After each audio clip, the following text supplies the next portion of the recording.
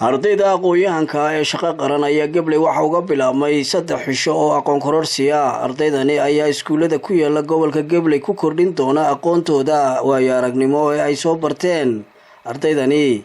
ayaa mid ka mid ah hodheelada ku yaala Gabley waxa uga furay aqoon kororsi ay kor ugu qaadayaan xirfadda macalinimo oo ay ku shaqeyn doonaan muddo gobolka Gabley. Barasaab ku-xigeenka gobolka Gabley oo ay weeliyaan xogayaha fulinta dawladda hoose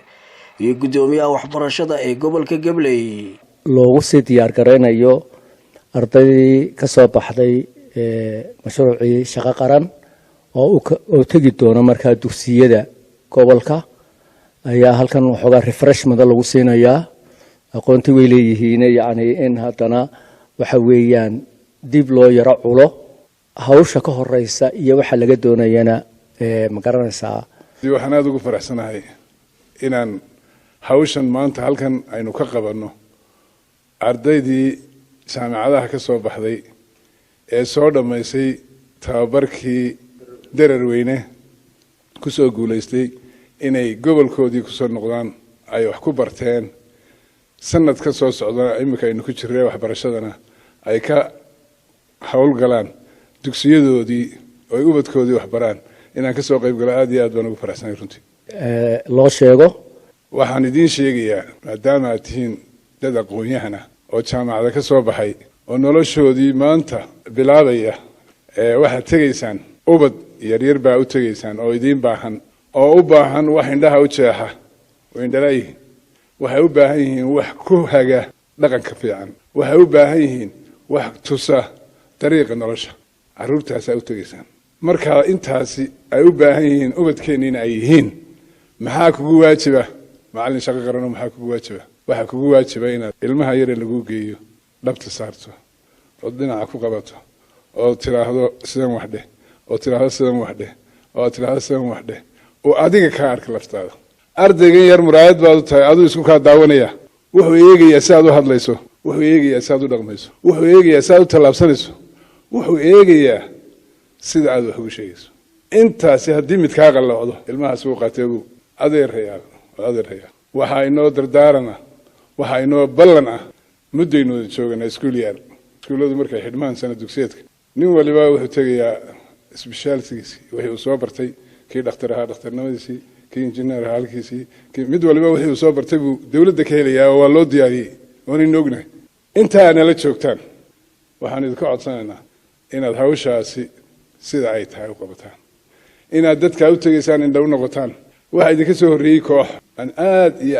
aad ugu faano oo nu ammaano maxay sameeyeen mabaanaan islahayn runtii maan islahayn saa weligay kuma fikeraynanu waxaanu u tagnay inamadii geynay miyiga markaanu ka daba tagnay waxaanu ugu tagnay inankiiyo meeshii u xukuma masaajidkii isaga haysta isagaa tukiya dadka waaweyn buu wax u dhigaa carruurtu wax u dhigaa wuu wacyigeliyaa yani rikoorkii muxuu ahaa wixii aanu ka qorray waa la yaabay gobolka waanay mutaysteen. waxaan ilaahay ka rajaynaynaa si ka fiican hawshaa u gashaan. waxaan idinkula dardaarmayaa hawl wacan waxaan idinkula dardaarmayaa shaqo wanaagsan. waxaan idiin sheegayaa qoraalka aanu halkaa ka samaynayno inankaasi hebel wuxuu u soo gutay shaqadiisii si xalaal ah oo fiican baana laga doonayaa. daawadeer naga mutaysta intaa shaqo qaran ama tiri kuwii ka horreeyayba waa barnaamijkii uu madaxweynuhu inoo dahfuray waana tallaabo xagga hore marka hore loo qaaday waayo ardaydeenii shaqo qaran awal waxaa shaqaalaha lagu shaqaalaysiin jiray in la yidhaahdo hebel ama reer hebel yaa ka jooga imika waxaynu maranaa yaa wax bartay yaa soo bartay yaa oo weliba aynu aqoontii ardaydii jaamacadaha aynu ku qaadanayno ama aynu ku xulanayno waa mahad ilaahay waana tallaabo hore loo qaaday. waxaan leeyahay anigu ardaydiina iyo waxbarashada aad soo barateen iyo jaamacadaha aad ka soo baxdeen iyo shaqada qaranka la digeliyay imikana uga faa'iideeya ardaydeennii iyo dadkeennii iyo walaalaheena yaryar sida uu sheegayba ardayda yaryar imika indhaha loo jeexayo weliba aad bartaan wadaniyadu waxay tahay waxaad ku boorisaan u sheegtaan weli waxay naga maqan wadaniyadii bay naga maqan inaynu dalkeena jeclaano oo ina ka yar loo sheego in wadaniyadu waxay tahay dalka in isagu leeyahay in ardayga bayskiisa bayska aad ka dhisasaan inuu noqdo in wadaniyadii ay tahay dalkeeni iyo dadkeena inuu ka yar jeclaado weliba khaasatan kuwa miyiga tagayo waa u sheega wadanka iyo dalka inuu leeyahay walaal macallimiinta shaqada qaranka ee jaamiciinta ah ana tababarkan laydinku sii dardaarayo ardayda ay u tagi doontaan xogaa laydin sii siinaya muddo 3 maalmooda waxaad tihiin runtii lodkii labaad ee shaqada qaranka jamhuuriyadda Soomaaliland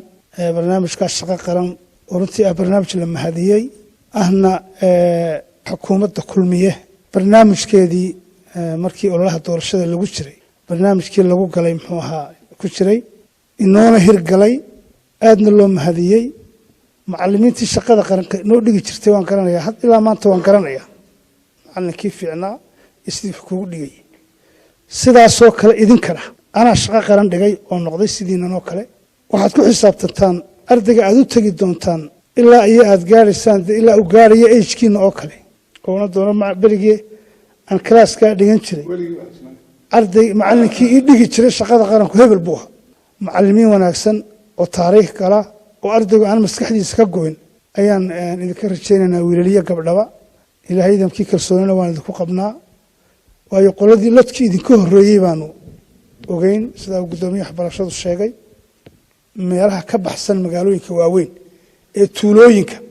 go'aanka aanu qaadanay gobol ahaan baa noqotay in macallimiinta shaqada qaranka ardayda jaamiciinta ah si ardayda yaryar ee dugsiyada ku yaala tuulooyinka kor loogu soo qaado waxbarashadooda in ardayda halka lagu meeleeyo macallimiinta shaqada qaran halka lagu meeleeyo tiibay tageen sida ay idin sheegayeen waxay noqdeen barasaabay ka noqdeen halkay tageen shirinayay marka waxaan rabaa inaad halkaas sidii oo kala noqotaan degmo kasta oo tagtaana maamulka jooga ayaan idinku ballamin doonaa idinka warhayn doonaa anana waa idinka warhayn doonaa sidaasaynu ku wada shaqayn doonaa insha Allah guul baan idin rajaynaynaa iyo idinku hawsha u baxaysaan guulka keena Muuse Xuseen Xasan Zom News TV gobolka Gabiley